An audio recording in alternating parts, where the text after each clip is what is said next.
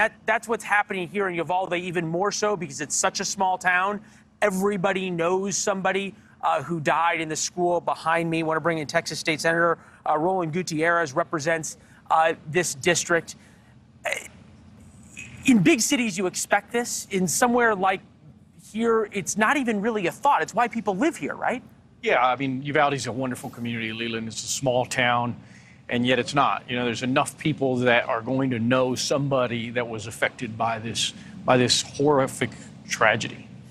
16,000 people, but we're kind of 2 hours from everywhere. It's a very insular community, big law enforcement community because of the proximity to the border.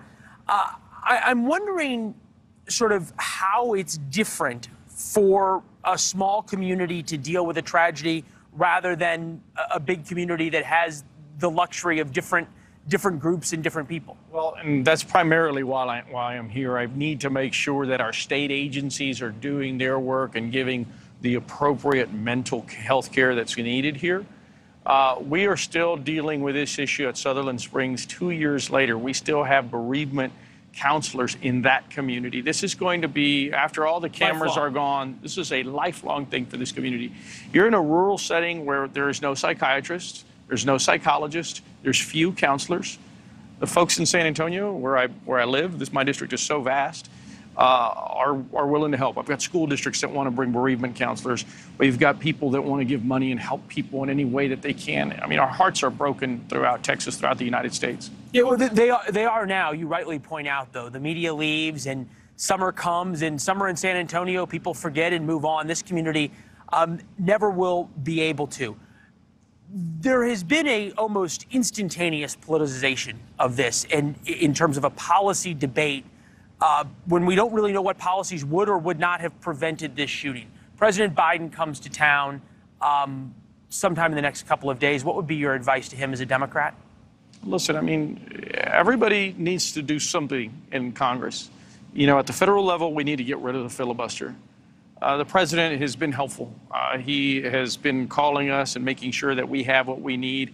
That's what he can do. I guess what I'm saying does this community need the president to come and be the comforter in chief, or does he need to be a man advocating for political change when he's here? I think both of those things are important and necessary. At the end of the day, people elect us to bring forth solutions to problems. We have a problem in Texas. We have a problem in the United States. How is it that an 18-year-old young man can go into a shop and legally buy a military-style weapon one day, go back 2 days later to the same store, buy another type weapon, very similar, 375 rounds of ammunition? If that isn't a red flag, I don't know what is. There was, out of the Parkland shooting in Florida, a willingness, not at the federal level as everybody thought there might be, but at the state level, despite Republican legislature, Republican governor, to make some changes.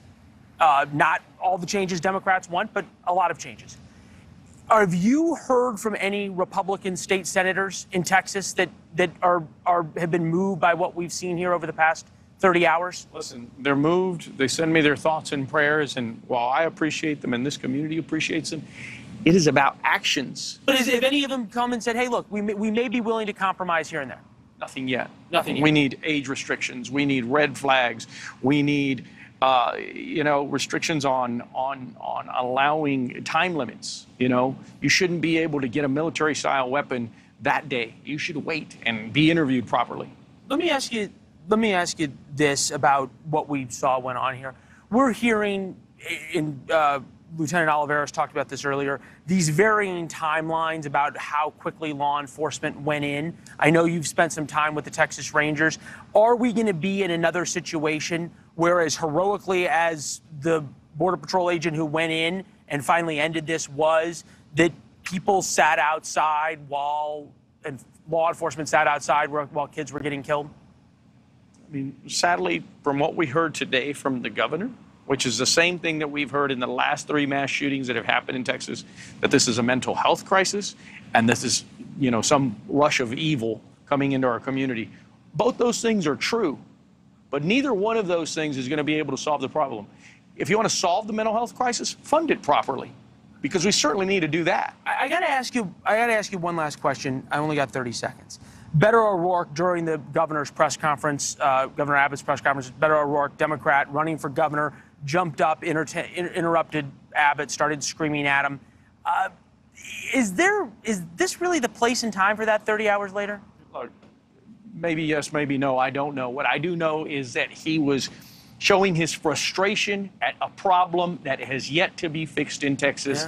And has not been fixed, and no one even offers any solutions except a few Democrats like myself, and none of those bills ever get out of committee. Well, you make a point that at a moment like this, the grief and the anger comes out in different ways, and we can hear the emotion in your voice. And I know it's because of the people you know are affected in here.